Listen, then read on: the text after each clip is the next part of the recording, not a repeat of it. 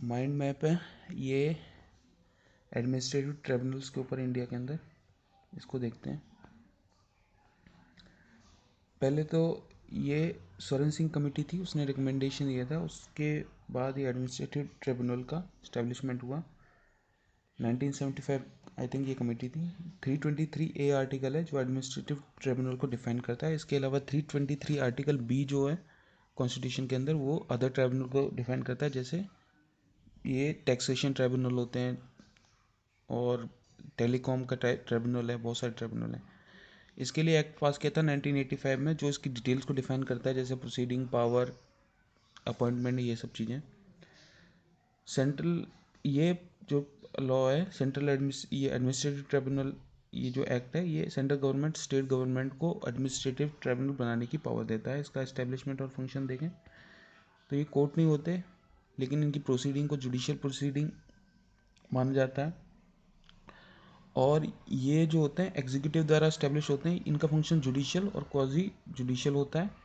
ये principle of justice के ऊपर काम करते हैं। प्रिंसिपल ऑफ जस्टिस में 3 प्रिंसिपल होते हैं। एक तो हियरिंग प्रिंसिपल होता है, एक बायस प्रिंसिपल होता है, और तीसरा होता है एविडेंस प्रिंसिपल। हियरिंग प्रिंसिपल होता है हर बंदे को वो होना चाहिए सफिशिएंट टाइम, हियरिंग का टाइम देना होता है एक नेचुरल जस्टिस के प्रिंसिपल के अकॉर्डिंग। दूसरा, बायस नहीं होना चाहिए प्रोसीडिंग के अंदर। मतलब फॉर एग्जांपल अगर कॉन्फ्लिक्ट ऑफ इंटरेस्ट नहीं होना चाहिए, अगर मेरी फैमिली का कोई मेंबर है तो मैं जज नहीं कर सकता हूँ, तो ये बायस प्रिंसिपल हो गया। थर्ड होता है एविडेंस, तो सारे जजमेंट एविडेंस के ऊपर बेस्ड होनी चाहिए।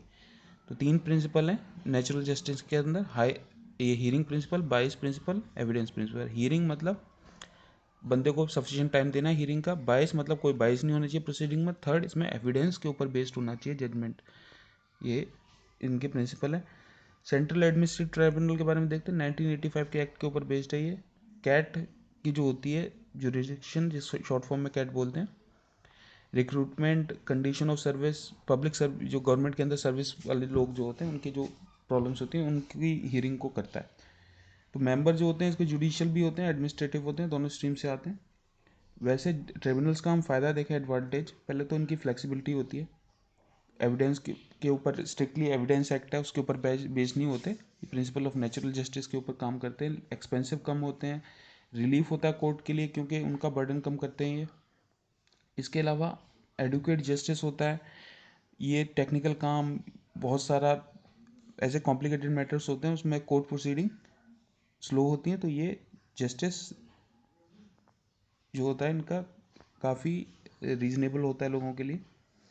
और डिसएडवांटेज देखें इसके, तो डिसएडवांटेज ये रूल ऑफ लॉ के अगेंस्ट हैं क्योंकि स्ट्रिक्ट जो कोर्ट प्रोसीडिंग होती है उनको फॉलो नहीं करते। एडमिनिस्ट्रेटिव ट्राइब्यूनल जो होते हैं ये सेपरेशन ऑफ जो लॉ है उसके ये सेपरेशन ऑफ पावर है उसके थोड़ा अगेंस्ट है। जैसे कि जुडिशरी और एग्जीक्यूटिव को मिक्सअप नहीं कर सकते, तो ये उसके अगेंस्ट हो गया।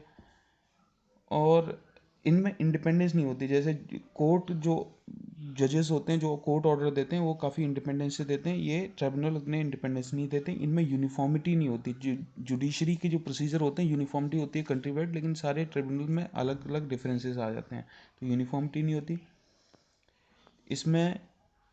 इनकी इनको लॉ की ट्रेनिंग नहीं होती। जो एडमिनिस्ट्रेटिव ट्रिब्यूनल के मेंबर होते हैं बहुत सारे टेक्निकल फील्ड्स होते हैं, तो ट्रेनिंग इतनी ज़्यादा सॉलिड नहीं होती इनकी लॉ के उसके केस में, लॉ के बैकग्राउंड के। और इसके अलावा ये समरी प्रोसीजर अडॉप्ट करते हैं। मतलब समरी प्रोसीजर ये होता है कि एक सर्टेन टाइप ऑफ केस है उसके लिए प्रोसीजर पहले से ही सेट होता है। जैसे कि लैंडलॉर्ड और टेनेंट वाले केस होते हैं कि किराया दिया नहीं दिया, उसके लिए प्रोसीजर पहले से ही सेट है, तो ज़्यादा हियरिंग नहीं होती, समरी प्रोसीजर के अकॉर्डिंग काम करता है। तो ये समरी और प्रोसीजर के अडॉप्ट करते हैं कई जगह। कंसर्न चैलेंजेस क्या है, एक तो फंक्शनिंग के ऊपर चैलेंज है, ये इनको एटोनॉमी नहीं है, लैक ऑफ एटोनॉमी है, ये इसका चैलेंज है।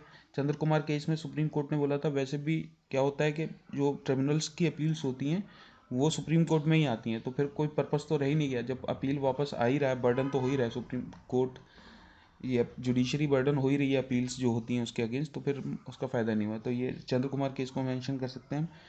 इसमें रिटायर्ड जजेस जो होते हैं उनको अपॉइंट किया जाता है बहुत सारों में, ये गवर्नमेंट अपॉइंट करती है। तो ये रिटायर्ड जजेस जो होते हैं कभी कभी गवर्नमेंट को फेवर करते हैं जब ट्रिब्यूनल के जजमेंट होते हैं, तो ये हो गया कॉन्फ्लिक्ट। इसके बाद इनके पास इंफ्रास्ट्रक्चर कम होता है और स्टाफिंग की प्रॉब्लम है इनके पास। तो ये सारे चैलेंजेस हो गए। वे फॉरवर्ड क्या है इसके लिए? इसके लिए कि ट्रेडिशनल जो हमारा जुडिशरी का सिस्टम है उसको स्ट्रेंथन करना चाहिए।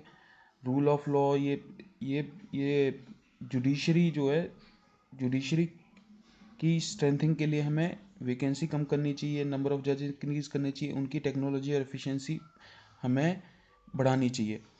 और ट्रिब्यूनल्स के अंदर हम ये कर सकते हैं ट्रिब्यूनल को इम्प्रूव करने के लिए कि उनकी जो इंटरनल जो स्टाफिंग होती है, पोस्ट होती है, इंटरनल जो स्ट्रक्चर है, उनको उसके अंदर पावर देनी चाहिए कि वो अपना बजट थोड़ा सा डिसाइड कर पाएँ, अपने पोस्ट जितनी स्टाफिंग है उसको रिक्रूटमेंट कर पाएँ। तो ये सब उनको इम्प्रूव कर सकते हैं हम।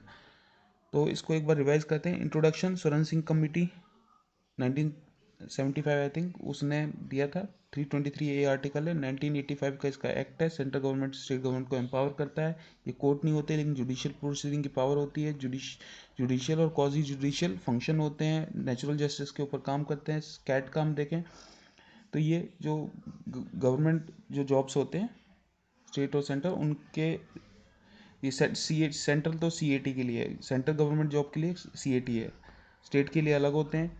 तो ये इसके ऊपर ये ट्रिब्यूनल्स का हम देखें एडवांटेज, फ्लेक्सिबिलिटी होती है, एविडेंस के ऊपर एक्ट नहीं करते, एक्सपेंसिव कम होते हैं, रिलीफ होता है कोर्ट के लिए, जस्टिस आसान होता है, एडिक्वेट जस्टिस होता है सोसाइटी के लिए। डिसएडवांटेज, ये रूल ऑफ लॉ को के अगेंस्ट जाते हैं कभी कभी, मतलब, और ये सेपरेशन ऑफ पावर उसके अगेंस्ट है, इंडिपेंडेंस नहीं होती जितनी कोर्ट जुडिशरी की होती है। एडमिनिस्ट्रेटिव ट्रिब्यूनल, ये ट्रिब्यूनल जो होते हैं टेक्निकल लोगों से होते हैं जिनकी लॉ में ट्रेनिंग नहीं होती है, समरी प्रोसीजर अडॉप्ट करते हैं, ये डिसएडवांटेज हो गए। कंसर्न चैलेंज देखें, फंक्शनिंग देखें, और फंक्शनिंग इनकी ऑटोनॉमी नहीं होती। चंद्र कुमार केस में गवर्नमेंट बोला था, गवर्नमेंट ये जुडिशरी ने बोला था कि जो अपील्स होती हैं ट्रिब्यूनल्स की वो भी सुप्रीम कोर्ट में आती हैं, तो फिर ये चैलेंज हो गया। तो रिटायर्ड जजेस को फेवर मिलता है गवर्नमेंट से, तो ये एक चैलेंज है। कॉन्फ्लिक्ट ऑफ इंटरेस्ट, इंफ्रास्ट्रक्चर नहीं होता, और स्टाफिंग की प्रॉब्लम है इनके अंदर। वे फॉरवर्ड क्या है? ट्रेडिशनल स्ट्रक्चर को हमें इम्प्रूव करना चाहिए, जैसे वैकेंसी, जो जुडिशरी में वैकेंसी है, एफिशिएंसी लेके आना चाहिए। ट्रिब्यूनल्स के अंदर उनको पावर दी जानी चाहिए ताकि वो अपनी स्टाफिंग और इंफ्रास्ट्रक्चर को इम्प्रूव करने के लिए बजट वगैरह सेंक्शन कर सकें। तो ये सब इसके लिए सजेशन है।